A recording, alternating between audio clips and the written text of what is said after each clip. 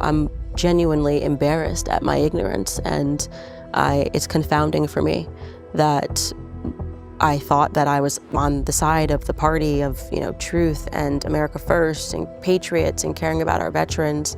And I'm realizing now that so many of these people are cowards. Like, I'm kind of conflicted about Trump, like, with his stance on Gaza, right? To me, that's like... I totally disagree with him on it. And it's like... It's hard to reconcile it in many ways. It's hard to reconcile because I see so much hypocrisy in terms of when we say America first, for whatever reason, we have this magic carve out. And you cannot pretend that that's not because AIPAC spends $100 million in our election. And this gets back to what we were talking about, whether it's Big Pharma, whether it's Israel, everyone's for sale in DC. And so I have been very disappointed with Trump on his perspectives about Gaza. I have been disappointed, by the way, he's the last person I'm disappointed with, because I've been disappointed, as we saw all last year, with the conservatives, people that say they're Christians, who are condoning this on the basis of what? Like, you're saying, oh, well, they're Muslims, so who cares? And that gets into our programming, which I've spoken about in my podcast, of this 9/11 programming, where we just don't see Muslims as like human life. And to me, to speak about Gaza and talking about casinos and hotels, and these people just lost their entire family. The U.S. will take over the Gaza Strip, and we will do a job with it too. We'll own it and be responsible for dismantling all of the dangerous unexploded bombs and other weapons on the site, level the site and get rid of the destroyed buildings, level it out, create an economic development that will supply unlimited numbers of jobs and housing for the people of the area. Do a real job, do something different. Just can't go back. If you go back, it's going to end up the same way it has for 100 years. It's so far removed from humanity, and I think it's wrong, and I'm tired of America being used as Israel's piggyback. For whatever reason, everyone can critique every other country for taking money from us, and then there's just everyone's blind when it comes to Israel. And obviously, I paid a very heavy price for saying that last year, but I don't care, because I am truly someone whose values have never been up for sale. Like, I don't care. I will burn everything to the ground and rebuild it. I have to be able to sleep at night, and to see those Palestinian children, and the images are seared into my brain. The screaming, the crying, the bleeding, the stuff that we saw on X for the first time, largely thanks to Elon freeing the bird, and really realizing how much we had been lied to about what was happening in that region. It was very easy for me to say, take whatever you have to take from me. I have to be on the human side of things. I think it's become both sides of the aisle now just see that, human people just feel like that it's just wrong. Of course. What's happened is wrong. Like, probably a year ago, people were afraid to even say that. And now it is what everybody is saying. I have said to people when they ask me, if this Capitol crumbled to the ground, the one thing that would remain is our commitment to our aid. And I don't even call it aid, our cooperation with Israel. That's fundamental. Were I a Jew, I would be a Zionist. My father pointed out to me, I did not need to be a Jew to be a Zionist, for I am. Israel is essential to the security of Jews worldwide. I say again, you need not be a Jew to be a Zionist. The fact is that since then, I've known every single prime minister, and it's been an honor. Formed strong working relations with each of them. And now, this is my 10th visit. Every chance to return to this great country, where the ancient roots of the Jewish people date back to biblical times, is a blessing. Because the connection between the Israeli people and the American people is bone deep. Israel has to defeat her. I really believe that it's a disaster for Israel. And you know why, and you've heard her statements. We're going to take back our country, and we're going to make Israel great again. Like, even Piers Morgan is saying it on his show now. Like, people are saying it's obvious that you can't go and annihilate and genocide this culture and make them disappear. And then Trump to come on top of it and say they're going to build, you're going to go on a lazy river where there's bodies of, like, who could even go to that? And what's so crazy is the mainstream media thinking that we're so stupid that they're going to condition us to believe that to not support the ethnic cleansing, they're then going to mine our like preconditioned beliefs about the Holocaust and be like, oh, well, you know, a Jewish person died. So if you don't agree with what we're doing over here, then you're a person that wants more Jewish people to die. It's like, this is an evil way to try to socially engineer what you want, because actually it's precisely because of what I learned growing up about Holocaust and ethnic cleansings that I do not support what the state of Israel is doing. And you're trying to convince me that it means that if anybody's been wronged in the past, they can't wrong people in the future. You're also wrongly conflating, like, a Jewish American. Why? You have nothing to do with what's going on in Israel. This is a foreign country. You know, no more than if right now we were standing up to a genocide that was happening in Ghana. Yeah. And then when I'm going to be like, oh, well, if you don't support what, you know, the president of Ghana wants to do, then you want American slavery back. I'm like, it's like, what are you talking about? Just because I'm black and like maybe my family is from Ghana, why on earth would I not be able to critique a foreign country for something that they're doing that is so objectively wrong? Yeah. And so it's disappointed me as someone who just had so much respect and belief in the conservative movement and believing that it was a principled movement, and Christians as well. I've been very disappointed in Christians who are trying to use this like biblical argument for just, well, no matter what, like, you know. Are people doing that? Yeah, it's pretty sick, man. It is very sick. They're basically saying that the Bible's, you know, the Bible will bless those who bless Israel. And I'm like, okay, so we have a country who first and foremost doesn't have to give us back our pedophiles. Literally, they have this weird rule that you can go if you're Jewish and hide as a pedophile. And actually an amazing Jewish organization did the work there. You could pull it up. I think it was on CBS. I forgot what the name of the Jewish organization, but they went to Israel and was like, why are we harboring pedophiles? So there was a Jewish organization that they had pedophiles. They did amazing. No, they were not the pedophiles. They did the investigation to show how people are using, how like people who have molested children in America, if they're Jewish, they can then make their trip to Israel and be protected by the government. And Israel doesn't have to they literally don't have to, Exposing. CBS News, that second one. A CBS News investigation has uncovered a loophole that allows accused and convicted American pedophiles to escape justice by moving to Israel. So Ian Lee has been following this for more than a year, and he traveled to Israel for this investigation. He worked with a group that tracks people accused of sex crimes, which estimates dozens of Americans have used this loophole.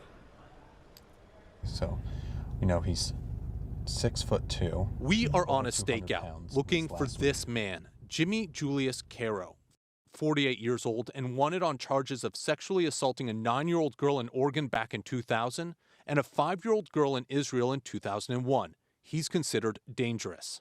But these photos are a few years old, so we don't know if he'll look the same. He remains elusive.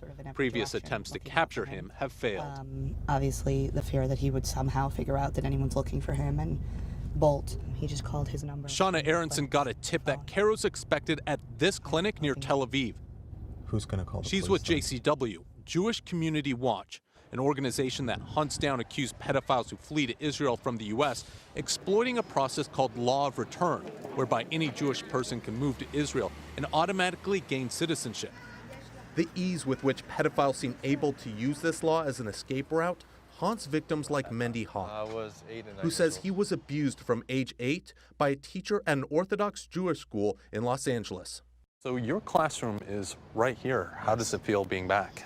I was very anxious and, stressed coming back here, and a lot of memories coming through my mind.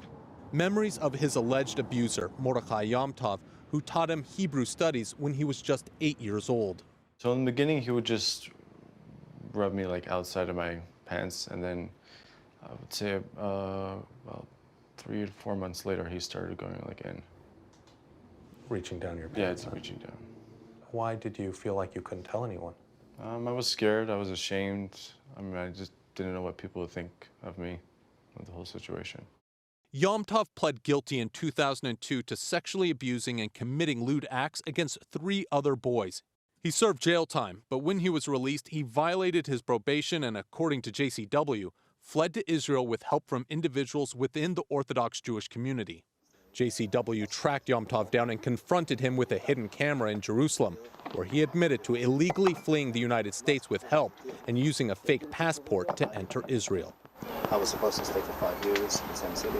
I was supposed to, let's see, jumping on the side of the city. I was supposed to go every 2 weeks to the police station. On parole. I left within a week later. He had this message for his victims. I'm very, very, very, very sorry. The other person in this video is Mayor Seawald, the founder of Jewish Community Watch. He tells CBS News Yom Tov's case isn't uncommon in the Orthodox community.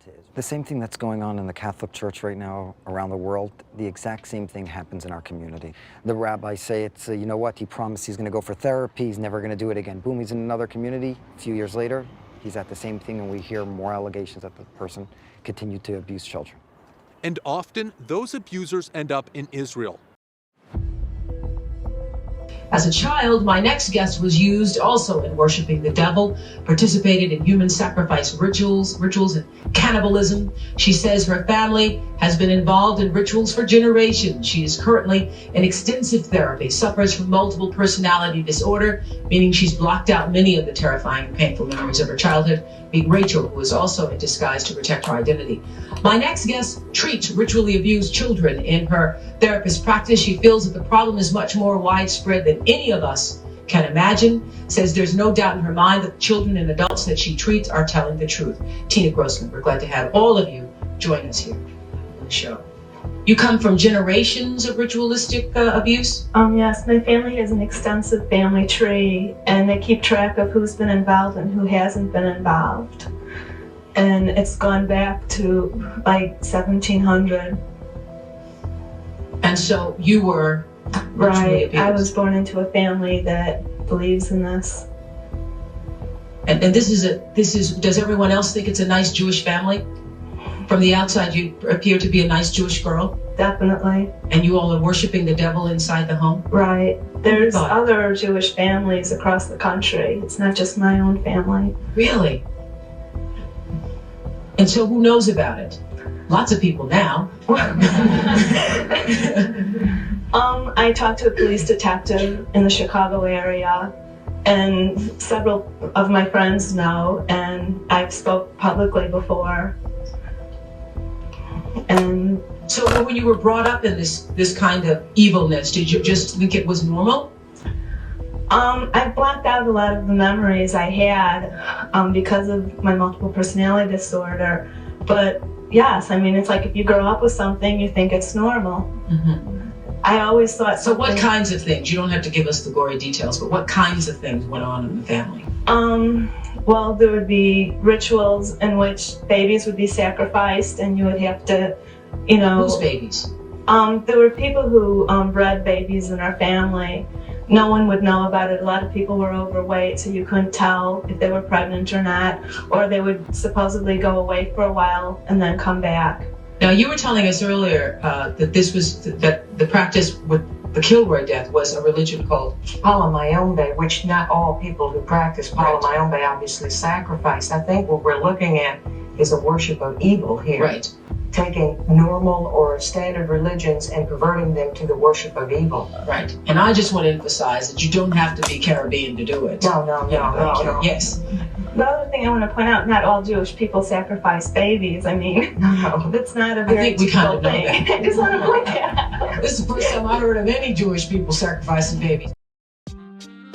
What does the Talmud say about pedophilia? In the case of a male child, a young one is not regarded as on a par with an old one, but a young beast is treated as an old one. What is meant by this? Rob said, pederasty with a child below 9 years of age is not deemed as pederasty with a child above that. Samuel said pederasty with a child below 3 years is not treated as with a child above that. What is the basis of their decision? dispute. Rob maintains that only he who is able to engage in sexual intercourse may, as the passive object of pederasty, throw guilt upon the active offender, whilst he who is unable to engage in sexual intercourse cannot be a passive subject. But let's go to the footnote to better explain what I just read. This is the footnote 54b. The reference is to the passive subject of sodomy. As stated, Super 54a, guilt is incurred by the active participant even if the former be a minor. An example, less than 13 years old. Now, however, it is stated that within this age, a distinction is drawn. So what is the age of distinction? Footnote 24. It says, Rob makes 9 years the minimum, but if one committed sodomy with a child of a lesser age, no guilt is incurred. Samuel makes 3 the minimum. You see what it's saying here? One rabbi says 9 years is the minimum, but another one says, but if one committed sodomy with a child of a lesser age, no guilt is incurred. But another rabbi says 3 is the minimal. And then we would look at 25. At 9 years, a male attains sexual matureness. 26. The point of comparison is the sexual matureness of woman, which is reached at the age of 3. Wait a minute. Sexual matureness of a woman is at the age of 3. According to their Talmud, an adult man and woman are allowed to have sexual intercourse with kids. Ketubah 11b, a small boy who has intercourse with a grown-up woman makes her as though she were injured by a piece of wood. When I said it before Samuel, he said injured by a piece of wood does not apply to flesh. Some teach this teaching itself as to a small boy who has intercourse with a grown-up woman. When a grown-up man has had intercourse with a little girl, or when a small boy has intercourse with a grown-up woman, or when a girl was accidentally injured by a piece of wood, in all these cases, that's how they treat it. Like she has a splinter. If she has intercourse with a little boy, I'm not even gonna say intercourse, molesting a child, a little boy, they say they're gonna treat it like she has a splinter. It means this: when a grown-up man has intercourse with a little girl, it is nothing. For when the girl is less than this, it is as if one puts the finger into the eye. In other words, accidentally poked yourself in the eye. So it's no big deal. But when a small boy has intercourse with a grown-up woman, he makes her as a girl, reduces her to a girl who is injured by a piece of wood. In other words, a girl having a splinter in her hand. Let's see the footnotes. It says, footnote number 1, although the intercourse of a small boy is not regarded as a sexual act. Wait a minute. It's perversion. Although intercourse, no, it's raping, not just no intercourse. It's a raping, it's molesting. Although the intercourse of a small boy is not regarded as a sexual act, nevertheless, the woman is injured by it as by a piece of wood. 6, you see less than 3 years old. When we go to 7, an example, tears come to the eye again and again. So does virginity. In other words, it'll come back. She'll grow out of it. So does virginity come back to the little girl under 3 years old. Stuff is sick. This is sick. How Jewish American You will not pedophiles find a single person who says that that's wrong. hide from justice in Israel. But can't they hide? Can't most people say if you are, so these are people that are Israeli citizens? No, they can then become Israeli citizens. They're American, right? So if they just hop, if they're being on a trial, you get to Israel, they'll protect you. And so they went to where all these, pedophiles are, and spoke a lot about, this, or I can't remember the name of the organization, but they did amazing work there. Jewish Community Watch, that's what it is. And so that's what I mean, where it's like there's also this wrong conflation that annoys me as well, because you have Jewish organizations who will objectively say this is wrong. They recognize they are Americans, they don't support pedophiles, and yet the mainstream media is trying to conflate them and make them think that they have to defend the actions of this state. And yeah, if you even talk about this, so say it's anti-Semitic, talk about this. What are you talking about? You're taking billions. That's the difference here. This is a country that is taking billions and billions and billions. It's an American welfare state, And CBS jumped on it. A CBS News investigation has found that many accused American pedophiles flee to Israel, and bringing them justice can be difficult. Okay, has been trying for years to find Caro and help bring to justice. So Jimmy Caro, he's a wanted man and is considered dangerous, accused of assaulting a 9-year-old girl in Oregon in 2000. He fled to Israel before authorities in the U.S. could apprehend him. But is this just one guy? No. So this is a story about how they are doing this. It's the main story is that they were investigating is that there's so many people that did this. Why do they allow it? because they have special consideration and they are not allowed, they don't have to give us back our pedophiles. I don't know. I never understand these random Israeli loopholes.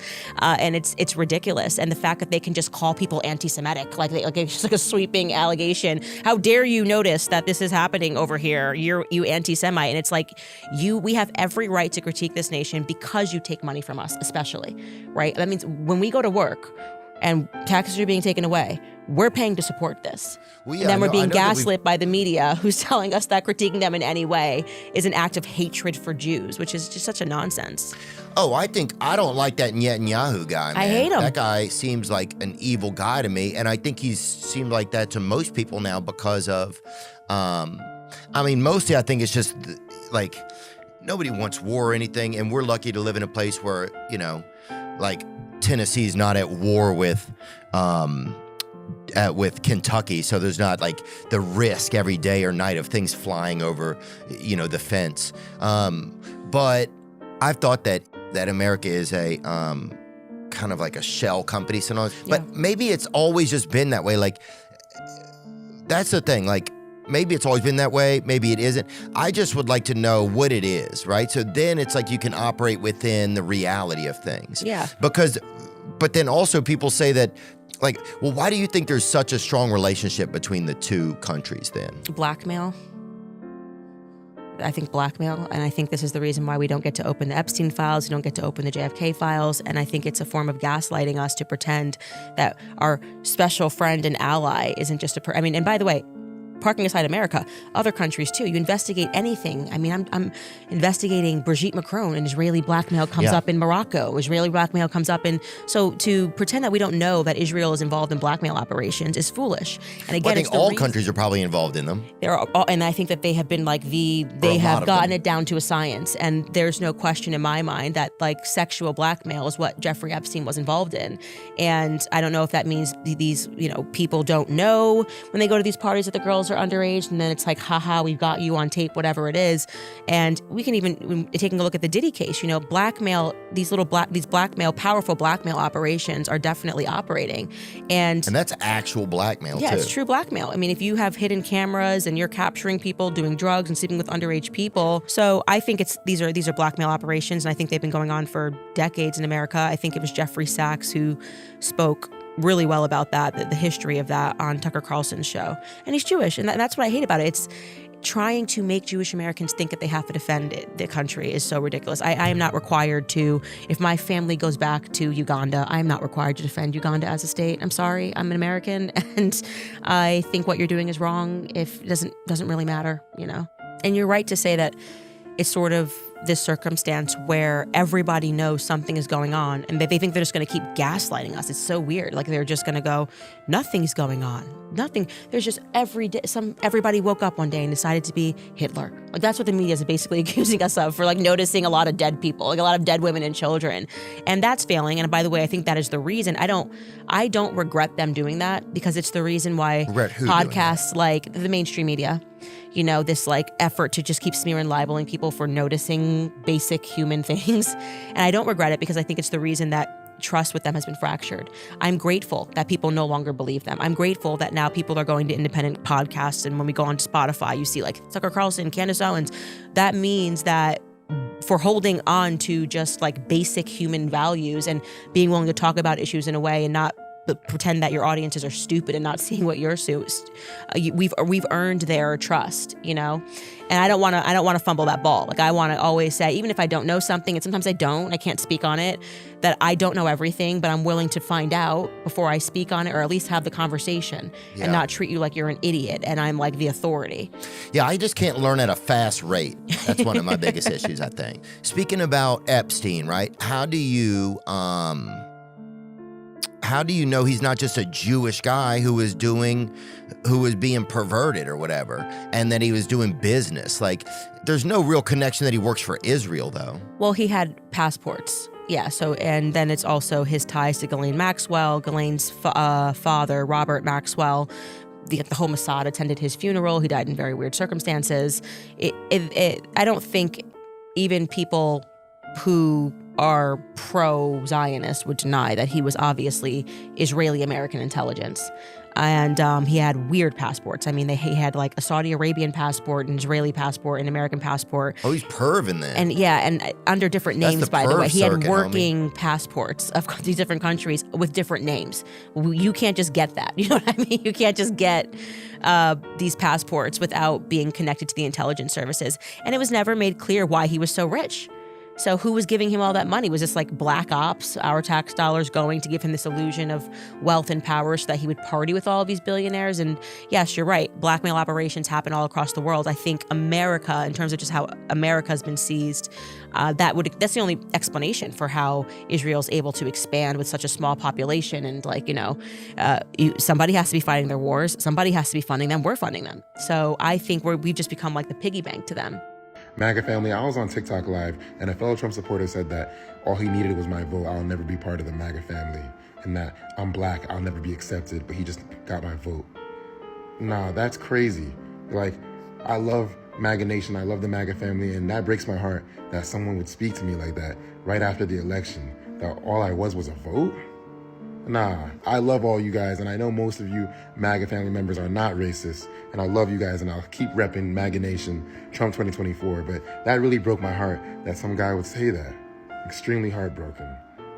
It's amazing to me why we keep loving this country, and this country does not love us back, does not love us back, does not love us back. What's your thoughts? Please be respectful with your comments. Also, please click the like, click the notification bell, and subscribe to this channel. Listen, Genesis chapter 11 verse 10 explains the genealogy of Shem. Shem was a black man in Africa. If you repeat this back, Genesis 14 verse 13, Abraham steps on the scene.